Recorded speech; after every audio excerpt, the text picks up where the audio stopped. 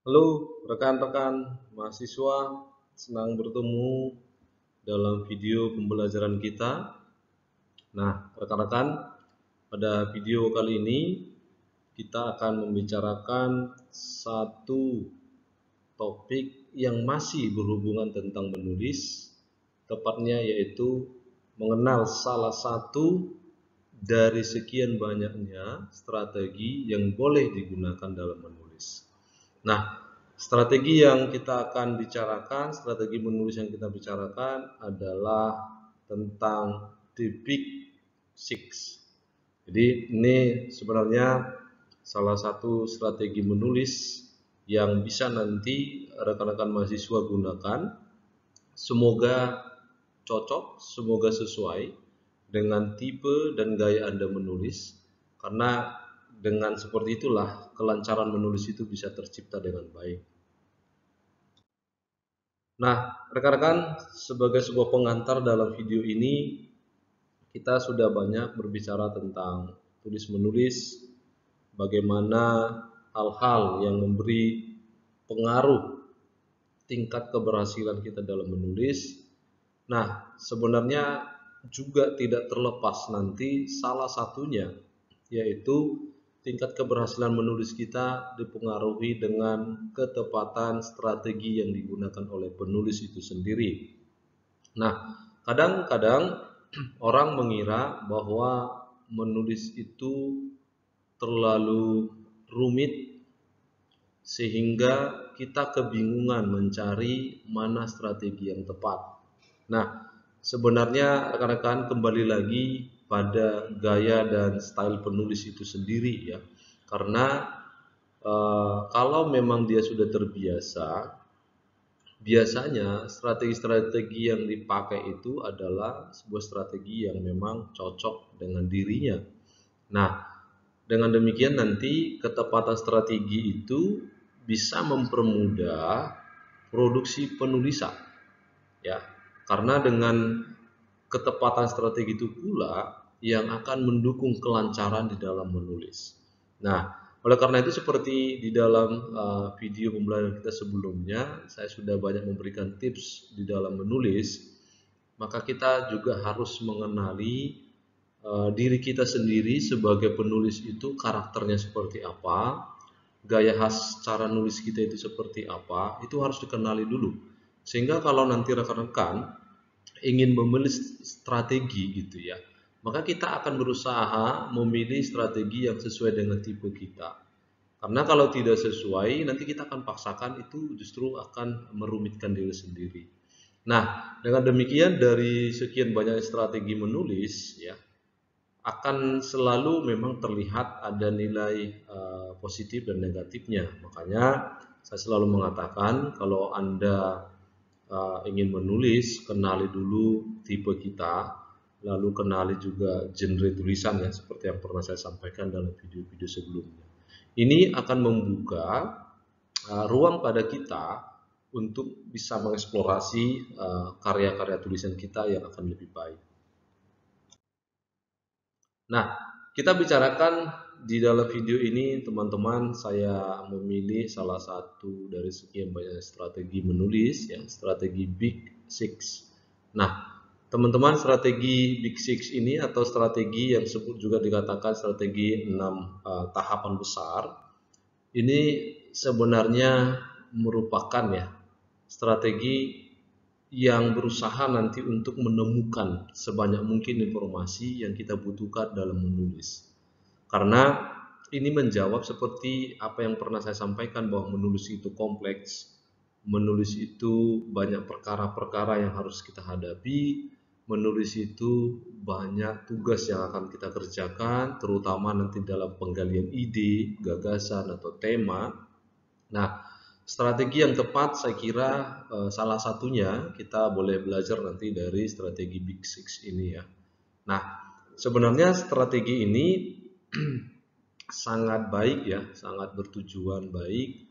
Seperti yang pernah juga saya sampaikan, teman-teman, kadang-kadang kalau waktu kita menulis, sedang asik-asiknya menulis, tiba-tiba di tengah perjalanan nulis kita itu ternyata terjadi kekosongan sumur ide kita.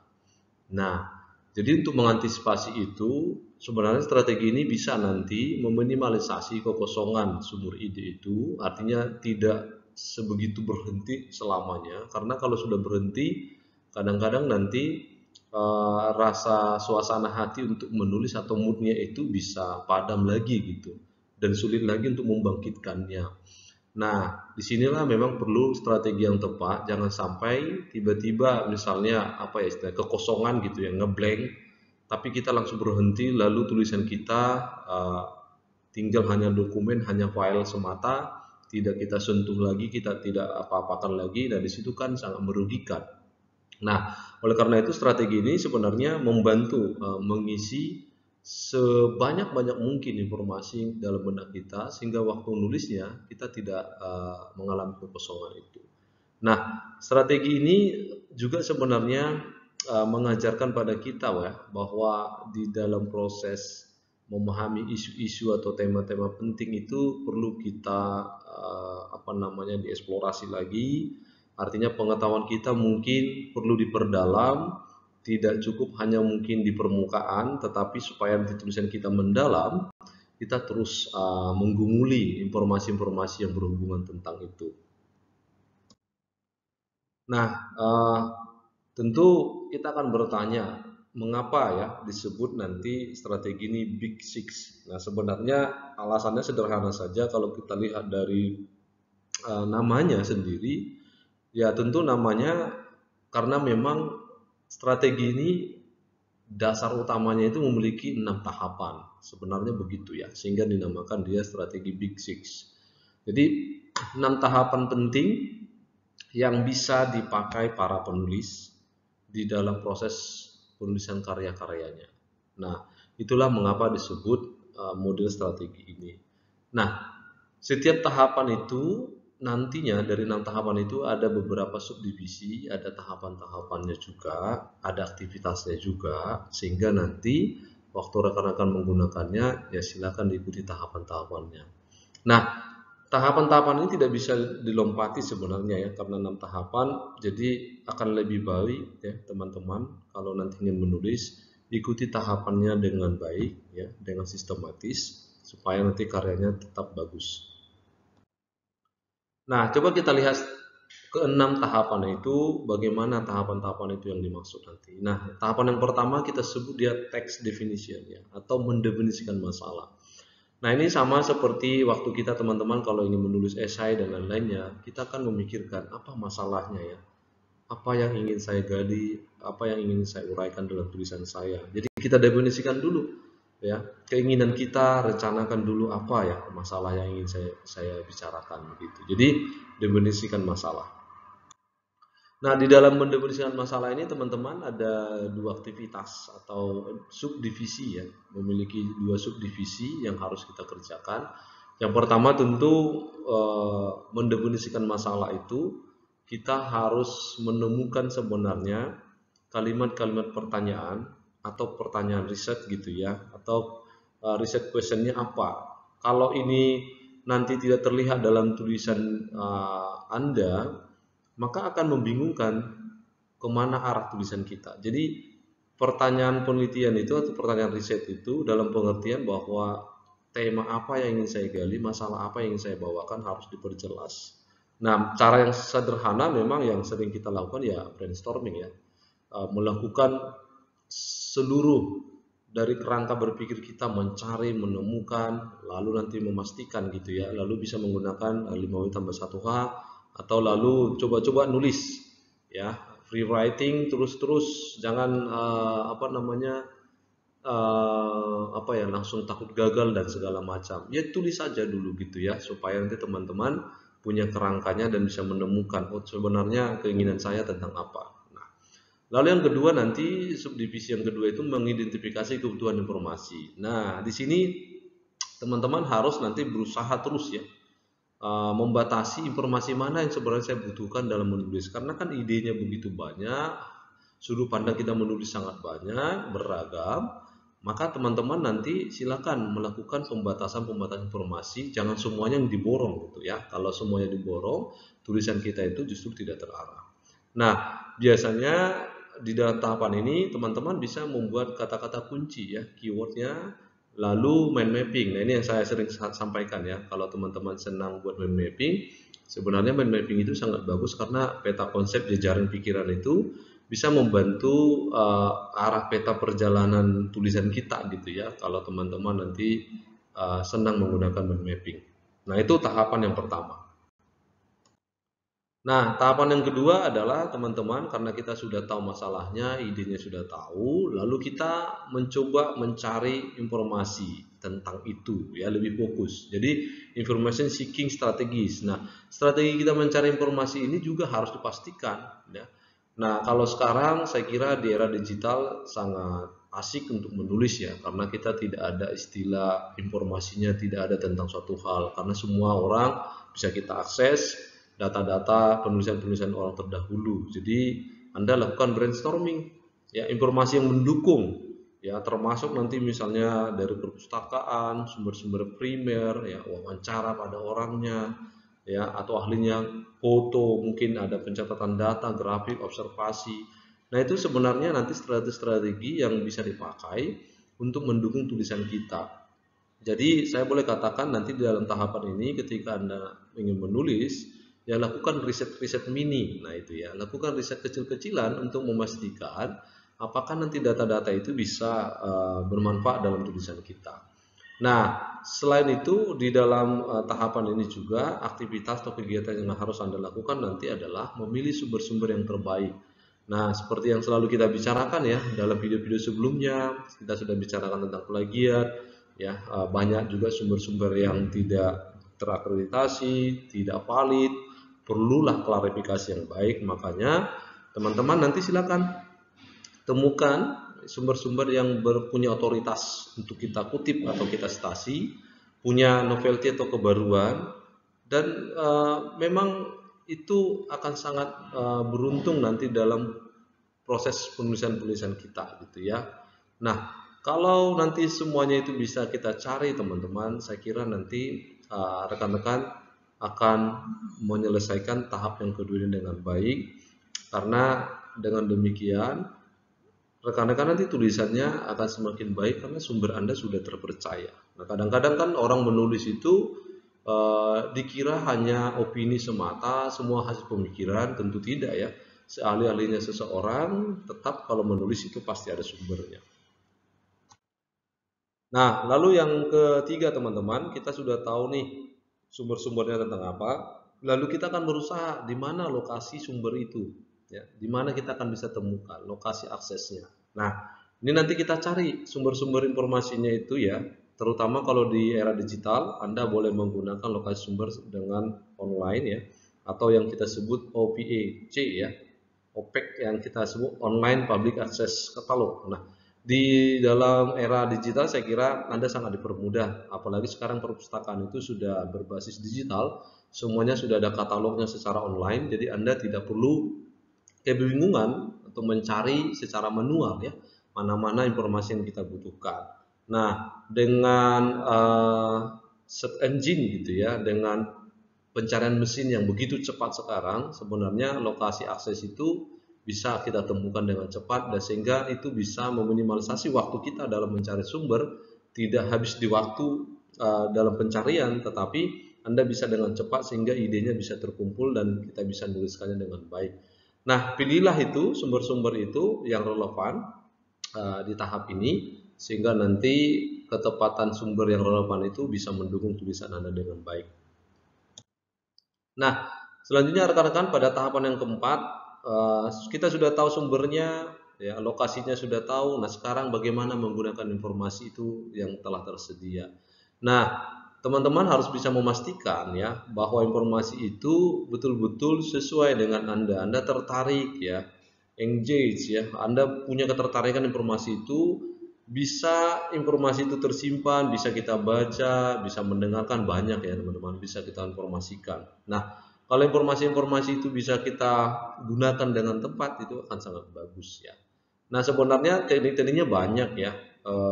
Penulis itu bisa memiliki keahlian dengan informasi-informasi yang ada ya, seperti note taking ya, Teknik-teknik mungkin pernah Anda dengar mind mapping, SQ3R ya, survey, questioning, reading, resize, dan review. Nah, ini beberapa teknik sebenarnya bisa Anda pakai. Walaupun lagi-lagi teman-teman, apakah ini sesuai dengan tipe Anda, nah itu tergantung pada kita. Yang penting nanti informasi-informasi yang sudah ada itu bagaimana caranya supaya meaningful gitu ya, bisa bermanfaat, bisa Anda pakai, bisa kita gunakan dengan tepat pada tulisan kita. Lalu nanti bagaimana menyarikannya ya, karena dengan banyaknya informasi juga orang banyak bergumul. Yang mana yang mau saya ambil? Sepertinya semuanya perlu, sepertinya semua butuh gitu ya. Nah, kita akan berusaha membuat parafrasenya, kutipan dengan tepat, intisarinya dan lain-lain. Jadi, teman-teman pada tahap ini sesungguhnya penulis itu sudah bisa harus memastikan ya informasi mana yang dibutuhkan, lalu kita harus gunakan itu dengan setepat-tepatnya. Jangan bimbang lagi, jangan ragu lagi, karena nanti kalau masih di tahap 4 kita masih ragu yang mana mau diambil, nah itu justru tulisan kita bisa terhambat, sehingga kita tidak bisa mengeksplorasi lagi, mengembangkan tulisan kita ke arah yang lebih baik. Nah, tahap yang kelima ada tahap sintesis, teman-teman ya. Nah, melakukan sintesis itu seperti yang pernah saya sampaikan juga ya, bahkan di video sebelumnya tentang OCE sudah ada sintesis, di sana saya sudah jelaskan. Nah, di sini pada tahap ini strateginya memang melakukan sintesis itu ada beberapa tahap. Yang pertama, bisa mengorganisasikan tulisan-tulisan kita lebih bagus menjadi produk-produk tulisan yang bagus secara sistematis. Nah, termasuk di dalamnya kalau teman-teman ingin menulis, membuatkan outline-nya ya, membuatkan mungkin kerangka berpikir Anda, karena ada orang ya menulis itu saya tentukan dulu nih bagian yang ini, bagian pendahuluannya mungkin seperti apa, nanti di kontennya seperti apa, di bagian penutup seperti apa, itu bisa dilakukan. Nah, inilah memang nanti teman-teman harus bisa melakukan sintesis dengan tepat sehingga nanti tulisan kita bisa jadi terarah juga. Atau yang kedua, misalnya setelah outline-nya selesai, mungkin draft-nya sudah selesai ya, drafting-nya sudah selesai ya. Jadi kita nanti boleh melakukan presentasi teman-teman ya. Ya ini presentasinya untuk apa ya? Menambahkan nanti keyakinan Anda bahwa tulisan Anda ini bisa tidak ya menyampaikan informasi dengan baik gitu ya. Bisa kita presentasikan pada orang-orang sekitar kita, entah itu nanti mungkin dengan PowerPoint, data statistik, tabel, perbandingan, cerita, narasi. Nah, coba sampaikan dulu. Nah, ini nanti bisa membantu orang-orang bisa memahami ya tulisan Anda itu punya kontennya, punya isi atau tidak gitu. Nah, tahap yang keenam ya dari Big Six ini adalah evaluasi ya. Nah, di dalam evaluasi, nah ini teman-teman seperti yang selalu saya katakan, tulisan itu tentu harus ada masa evaluasi, ada editing sebelum nanti layak dipublikasikan. Nah, silakan evaluasi tulisan Anda seperti yang pernah saya sampaikan. Evaluasi itu bisa evaluasi konten, bisa evaluasi bahasa ya. Nah, silakan evaluasi, mungkin dibantu ya dengan beberapa pertanyaan seperti ini. Misalnya, apakah tulisan kita sudah dapat menjawab pertanyaan di dalam pendahuluan? Coba evaluasi diri dulu. Setelah kita baca beberapa kali, kita sudah selesai nulis, coba tanyakan, ini tulisan saya sudah memberi jawaban enggak? Gitu ya. Sudah membahas tema tidak? Sudah memberikan suguhan yang baik tidak? Gitu. Nah, silakan tanyakan dengan baik. Kalau Anda tidak mampu evaluasi diri sendiri, tulisan sendiri gitu, teman-teman bisa minta tolong sama ahlinya. Bisa rekan kita yang kita anggap lebih mampu nulis, bisa melihat sudut pandang lebih kaya lagi, itu bisa. Jadi teman-teman nanti bisa minta pertolongan ya. Apakah misalnya data-data sudah ada, sumbernya sudah jelas, oh ternyata ilustrasinya kurang tepat nih, grafiknya masih salah misalnya ya, data-data diagramnya masih salah. Nah, itu bisa nanti Anda pakai. Nah, yang terakhir adalah evaluasi proses. Nah, sewaktu proses, nah ini kita berpikir ulang lagi nih teman-teman.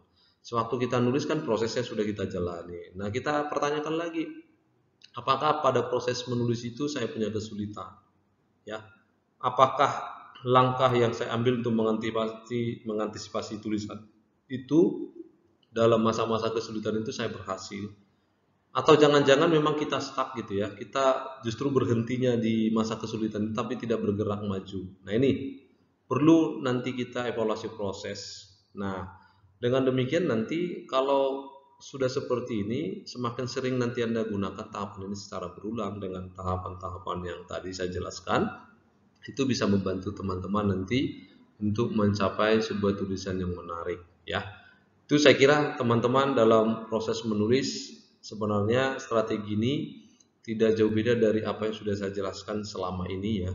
Hanya memang namanya strategi Big Six ya, memiliki 6 tahapan utama yang sebenarnya nanti kalau Anda menulis menuju tahapan ini sangat baik juga Anda coba. Silakan mengeksplorasi diri Anda sehingga nanti tulisan Anda bisa lebih menarik.